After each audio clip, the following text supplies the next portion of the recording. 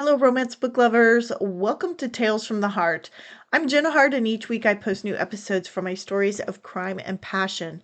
Right now, we're listening to Old Flames Never Die, Book 2 of the Valentine Mysteries. This week is episode 11, chapter 16. This week is the aftermath of Tess trying to return to Jack, only to find that he's not home. Plus, it's Charles Danforth's funeral. Will Jack be there to support Liv? And finally, are he and Tess really over? If you'd like to read along or get ahead in the story, you can get Old Flames Never Die from your favorite ebook retailer, or you can save by buying direct from me. You can visit jennaharte.com/Valentine for all the links. Now, Old Flames Never Die is the second book in the series. If you missed book 1, Deadly Valentine, you can listen by checking for earlier episode postings. If you'd like to read it, you can get the book free at my website, jennaharte.com. Now, never miss the mystery of romance by hitting the subscribe button, and remember that all the details and links you might need are just a click away in the description. Now, snuggle up, get comfy, and enjoy the show. Chapter 16. Tess awoke with a screaming pain in her shoulder and dull thud in her head. It took a moment to orient herself and remember the events of the previous day. That's when the heartache returned. She ignored the pain in her body long enough to pull the covers over her head. There was no place she had to be, and nowhere she wanted to go.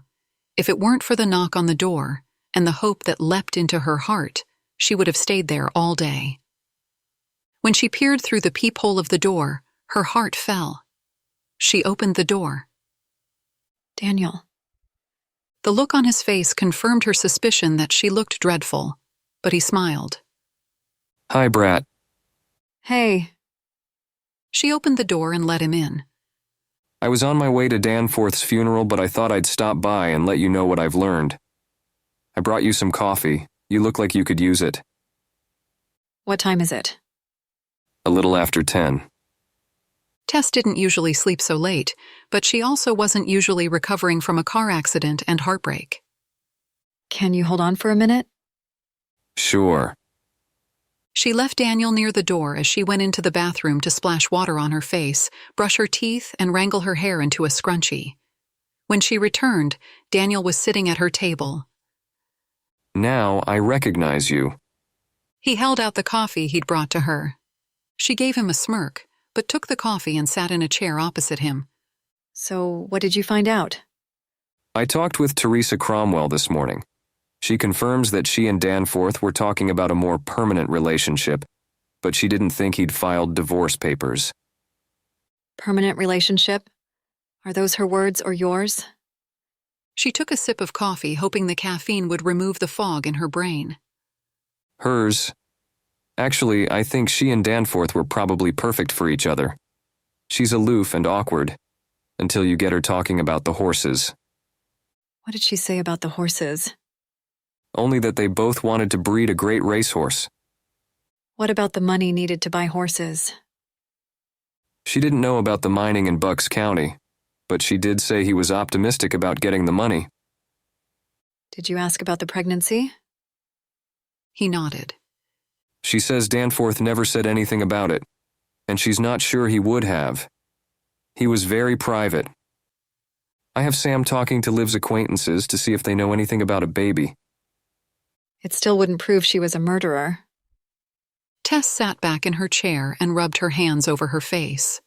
It didn't matter if Liv was a homewrecker, cheater, and liar. Her alibi proved she wasn't Danforth's murderer. But maybe it would show Jack that she's not worthy of his loyalty. You can't tell him I told you about the baby or Danforth's inability to have a child.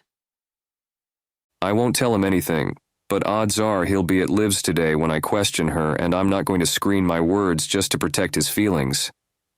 She nodded. Jack had accused her of using information he'd given her against Liv. She'd been offended at the time, but in the end, that was exactly what she was doing. If there is any way I can keep your involvement out, I will, Daniel said. Thanks. When I'm done, I'll stop by to check on you again. You should get some more rest because you look terrible. Thanks again. Then we can talk about your trip to New York. Jack hadn't wanted to go to Charles Danforth's funeral or the reception following it, not because it would be improper given his past association with Liv, or that it would give the police and gossips more fuel for the fire. It was because he'd experienced enough funerals to last a lifetime. He attended his first funeral when he was 12 years old and watched as his father's casket was lowered into the ground. 2 years ago, he buried his mother. As he thought about her, he realized it had been a while since he'd visited her grave. If there was ever a time he needed the wisdom and support of his mother, it was now. He had no doubt that his mother would love Tess and would likely scold him for losing her. Christ, what had he been thinking to give her an ultimatum? His anger and pride had once again cost him the only woman he'd ever wanted to give his life to. He'd promised himself he wouldn't push her, so what did he do? He gave her a shove. Even though he knew she wouldn't respond to it, he'd gambled and lost, just as Liv had said. It was why he'd nearly gone to see her when he left Liv's hotel room. It was ironic how Liv spent much of the night telling him to return to Tess, since Tess seemed to think Liv had ulterior motives. He'd gone so far as to drive to Tess's hotel. But he didn't trust himself to keep his feelings in check, or maybe he couldn't bring himself to beg. Then, on the way to the funeral, he nearly stopped at local Java joint to get her favorite skinny no-whip mocha. He could show up as usual and pretend he hadn't pressured her, but he couldn't get past the fact that she hadn't made any move to stop him from leaving or to contact him. That must be her answer. So instead, he stood alone, in the corner of the Danforth's living room watching as the final guests paid their respects and left. Whose idea was it that the grieving had to throw a party after burying a loved one? He remembered his mother putting on a brave face as friends came to their home after his father died. He too had people at his home, serving them canapes as they brought him lasagna to help him through his difficult time after his mother died. Liv and the stepson seemed to be faring better than he had. Kevin's wife was the only one having difficulty, but that was the result of way too much alcohol. As Liv thanked the last of her guests, Jack noticed an unmarked police car through the window. He'd seen Daniel at the funeral, but he hadn't expected him to show up at the reception. He shook his head, wondering if Daniel had any sense of decorum. Daniel exited the car and headed up the front steps. Jack met him at the door. "Have a little respect, Daniel. Today is not a good day." Daniel's look was even more contemptuous than usual. No doubt he'd talked to Tess. I waited until the guests left, and besides, I'm sure the grieving widow would like us to solve this case as soon as possible. Jack wanted to physically stop Daniel as he made his way inside. Instead, he followed him into the living room. This is a private conversation, Daniel started to say to Jack. No, that's okay, Detective. Liv said. I trust Jack. He's a family friend. Daniel gave Jack an accusatory glance and then proceeded with his interview. "You should probably contact your lawyer," Jack suggested to her. She waved the idea away. No, let's just get this over with so I can move on. I appreciate your time, Mrs. Danforth, Daniel said. I know this is a difficult day, but the sooner we solve this case, the sooner you can move on. Yes. She took a seat on the couch, not offering one to Daniel. Not caring, Daniel took a seat in a chair. Kevin headed to the bar, clearly hoping to find the same escape as his wife, who was snoring on the love seat. Jack decided to stay standing. We just have a few things to ask about. We got a report that Mr. Danforth was bothered by something back in March. March? Why would that be relevant? Liv asked. I don't know. That's why I'm asking. Daniel was acting nonchalant, but Jack knew Daniel had a purpose and a destination for his questions. Maybe the reason he was upset then is why he's dead now. She gave a disinterested sigh. His father died in January. Maybe he was still upset about that. Anything else? That isn't cause enough to be upset? I'm just asking. I mentioned to you already that he and Mr. Wilson had a falling out.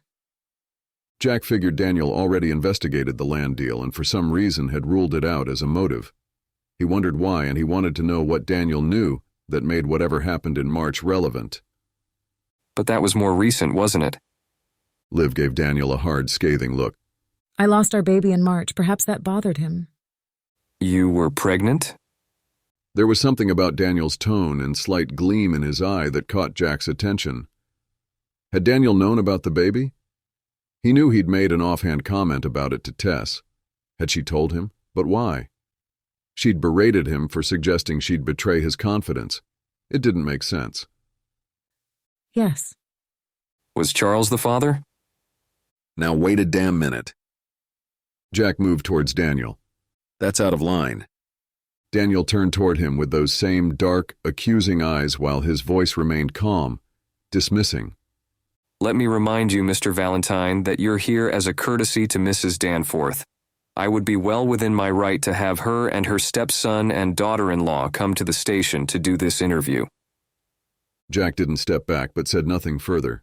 Daniel turned back to Liv. The baby? Was it Charles? Of course it was. She spat. You have admitted to affairs in the past. And I told you that I haven't had one for over a year. Was your husband happy about the baby? Jack heard the drop of ice cubes on the hardwood floor and looked to see Kevin picking up several pieces of ice that had scattered. He threw the ice back in the bucket and downed the glass of amber liquid he'd poured. To be honest, Detective, I don't think my husband cared much one way or the other. But you just said that he may have been upset in March over the loss of the baby. Is this line of questioning really necessary? Jack asked, surprised by Daniel's doggedness. I know this is sensitive information, but in a case like this, we need to look at everything. And losing a baby could be a cause for murder? Jack asked. I don't know if I don't investigate, Daniel said in a clipped voice. Was Mr. Danforth upset or not about the baby? She shrugged, but Jack could see worry in her eyes. I don't know. I'm sure I'm not the only person to tell you that Charles wasn't a person prone to sharing his feelings. What about you?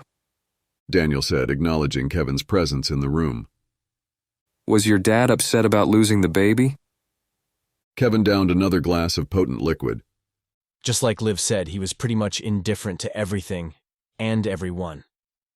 And you were in New York at the time of your father's murder? Daniel asked.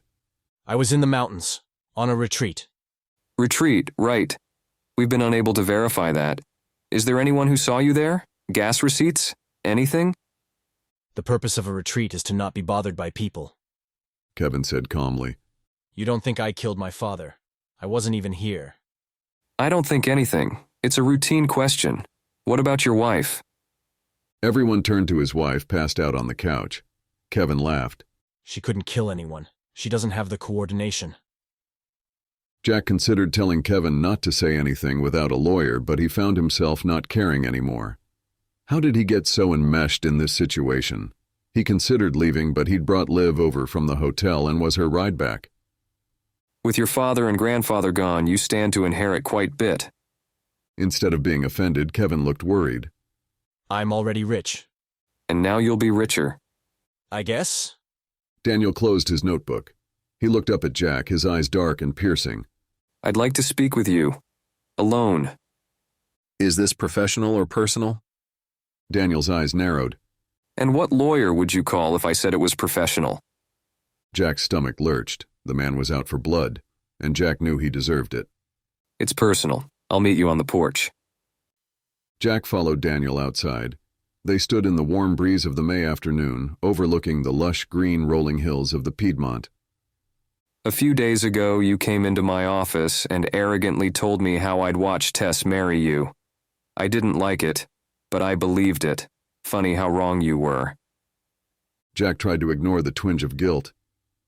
Tess is the one who ended things. I can't help but wonder how you could love her the way you say you did, and then the minute things get tough, end up at your former lover's hotel room. I should have known you were following her. I wasn't.